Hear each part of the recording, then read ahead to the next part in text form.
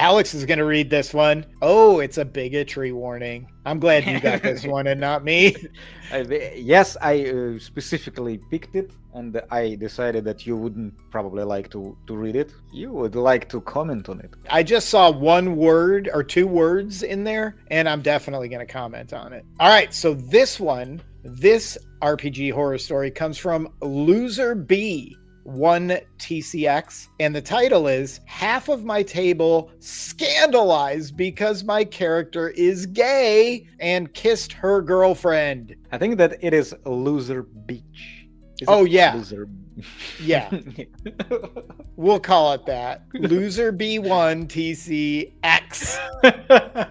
Or, as Alex said, more profound. Yes, quite well thought out and spelled incorrectly. All right, let's go. I'm devastated. My husband and I have been playing with a group of longtime friends for over a year now. We've known most of these people longer than we've been playing D&D with them. Most of them were friends, family friends, with my husband prior. About 3 of our friends players are hardcore evangelical Christians, though that's never really been an issue before. Recently we started playing new characters, deciding to make them a lesbian couple. I kind of had a mind to keep their dynamic a little subdued, because I wasn't sure how the table would react, but for some story reasons our characters ended up kissing and outing themselves pretty much in the introduction. So the husband also played the lesbian girl, right? Sounds like it. We started playing new characters. I could sense the tension immediately, but it didn't really come up again at the session. Today I got a text from one of the players saying they were uncomfortable with our characters' romance because of their beliefs, and asking us to not role-play that part of our characters at the table.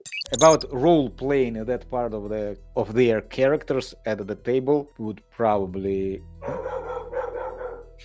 I would probably also maybe not ask them not to do that, but I would feel a little uncomfortable about romance playing at the table. Yeah, romance in general. We've talked about that before. We don't have heavy romance scenes and get very graphic at our tables. I would feel uncomfortable with it too. I'm a Christian. I play D&D. I write Christian fantasy books based on D&D. So there is no separation of church and state when it comes to D&D. Okay, everybody can play. And it sounds like the person writing this story is one of the lesbian couple, right? At least that's what I'm getting from the way it's written.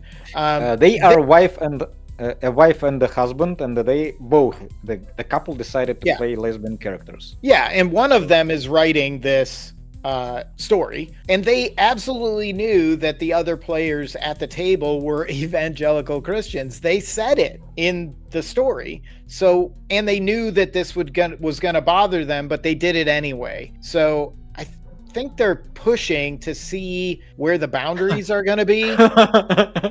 And we'll see if they work with them with the boundaries, but I doubt it's a horror story if everybody just gets along from here on out. Yeah, and also, why did they decide to put it in the game in front of everybody else that they are even a couple? So they bring it some intimate part of their life to the light of the whole table. It doesn't matter if the table is Christian evangelical Christians or just non-religious people. It doesn't matter because it could bother anyone.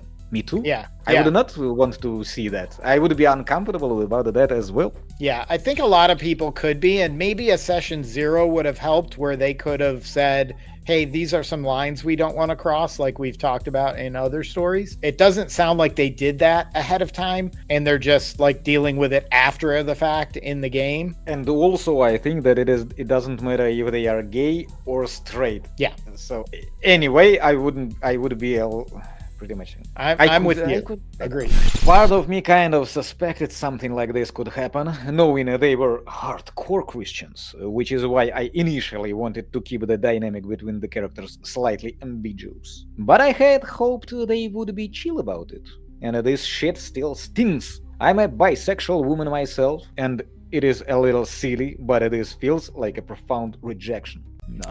I don't agree with that. First of all, calling somebody a hardcore Christian, what does that even mean? Either you follow Jesus or you don't. There's no such thing as hardcore Christian. So let's get that over with right there. That's a little insulting as well. She's complaining about being insulted and then she's insulting them. She's a bisexual woman. They're friends with her. So obviously they can accept her choices. They just don't want it in their face. They don't have to accept your choices. They have to accept you. They also didn't say anything actually profound, but she already feels like a profound rejection. Yeah, They just told her they are not they are uncomfortable about that. Yeah. That's the only thing that they said. She already is hostile, aggressively calling it profound rejection. They don't want me to play my intimate fantasies in front of them. They are hardcore Christians or whatever, and not friends with me anymore. They're not rejecting you. They just don't want to watch it. We don't have to be party or audience for your choices. We can accept you for who you are, and I do. And you can role play it with your husband alone. It would be probably much better than inviting everybody else to be witnesses of your intimate role playing. They could even make those characters lesbian girls, both of them, but role playing it not in front of everybody, behind the closed doors. Nobody fade gives to black. a shit. Yeah, fade to black. Fade to black. And if they have the urge to role play it, so behind the curtains, behind the closed door, under the blanket, wherever, but for nobody to be audience for that. Yeah, I agree. I'm also just frustrated because it is not like there haven't been romantic relationships in our campaign. It's literally only a problem because it's gay. Because it's not like there haven't been romantic relationships in our campaign. It's literally only a problem because it's gay.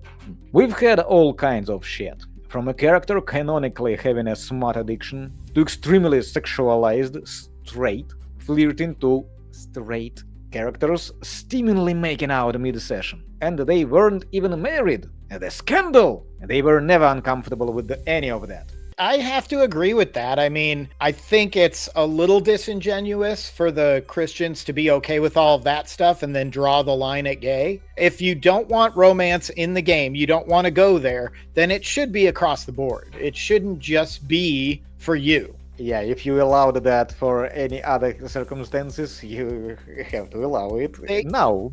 They open the door for it. Again, they don't have to watch it happen, though. They can get up and get a snack when this is going on. They can do whatever they want. But if they let it into the game, then they have to be equal to everybody. I tried to handle my response gently, because I really love playing with this group. But I couldn't help but point out that as far as beliefs go, a lot of stuff in our campaign went against them. The player who reached out to me plays a very typical edgy assassin rogue, who canonically is a sociopath, sadist, and literally likes to torture people for fun, and has even roleplayed that side of the character in an interrogation scene, which made most of the table squirm. Pretty sure the Bible is unambiguous about murder and torture being a sin, Lemao.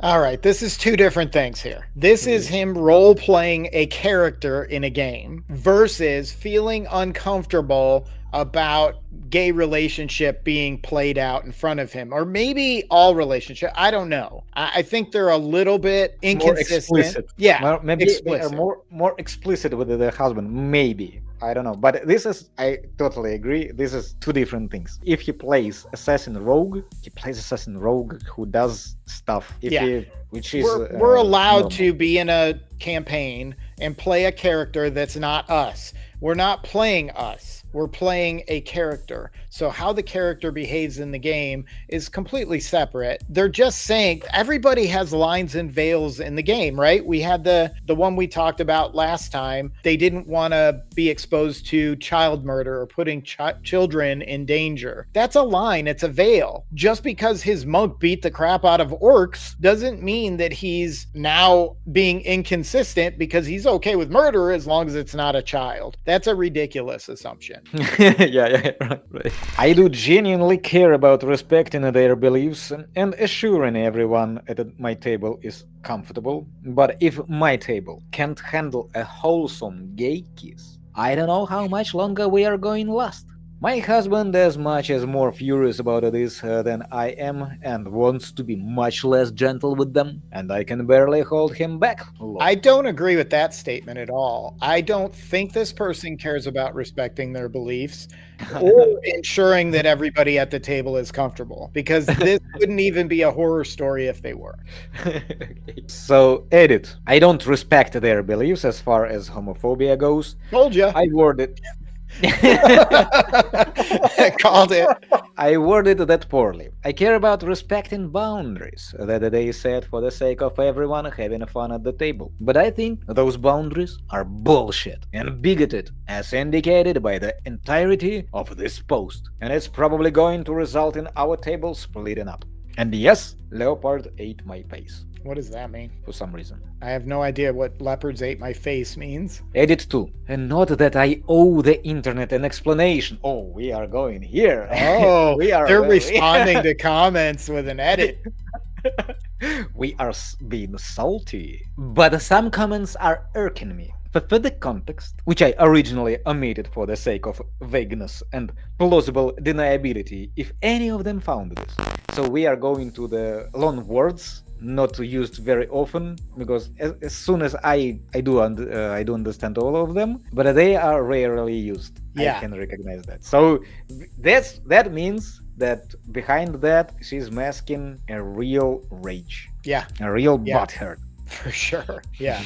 The problem players aren't just friends, they are related to my husband, my brother-in-law, and a cousin of his. And the player who reached out to me isn't related, but they are literally a childhood friend of my husband's family to the extent that they might as well be so friends to me, family to my husband. And yes, despite the fact that some people are related at my table, the non-related people at the table still do some PC to PC to NPC romance subplots, and it's never been weird for anyone until it was gay.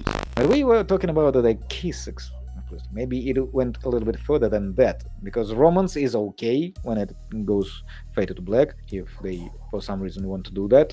Specifically girls usually bring it to the table, as I noticed. I'm not against it. Sometimes makes things a little bit unusual maybe, and kind of diversified, something you don't really expect to be happening, and when it happens you are at first like, oh, fuck, and then you're it's kind of interesting, and sometimes can lead to some interesting plot twists or some things to happen. I think romance is fine in the game. I just don't want explicit role playing of those romances in my games.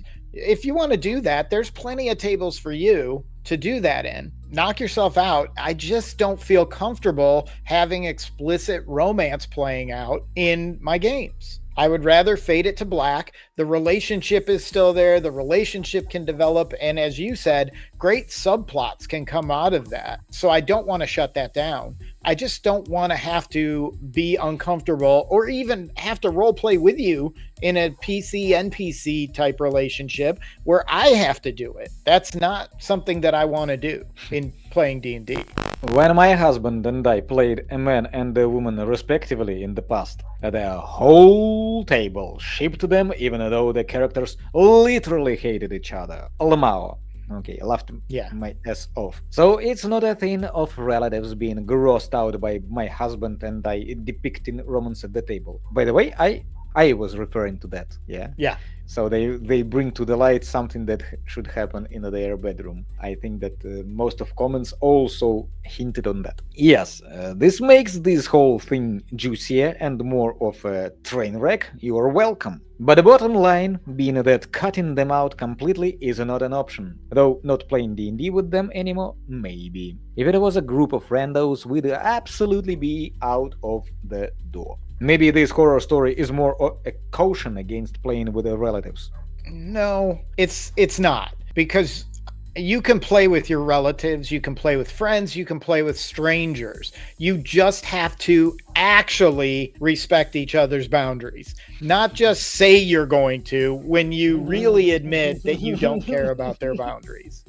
I mean, they actually did. They trounced all over their boundaries on purpose, even though they pretty much knew that those were boundaries going in.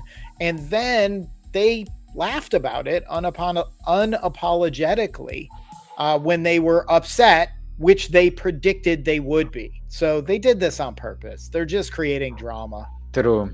Yeah, it does sound like that. They knew there is going to be a problem. They predicted it. They did it anyway. Just because they don't like that the most of the table looks at it with another point of view. I don't understand why people should agree on matters like that to play D&D. One of the commenters here, I'm not agreeing with what they say. Lunar Whaler says, he quotes or puts in quotes, "It's a little silly, but this feels like a profound rejection. That's because it is a profound rejection. They have made it painfully and abundantly clear how they view you." That is not true at all, Lunar Whaler. They are not rejecting the people. They are rejecting the having to be audience to it. That's all, right? God damn you, There's Reddit. nothing wrong with that. Top 1% I respect your choices.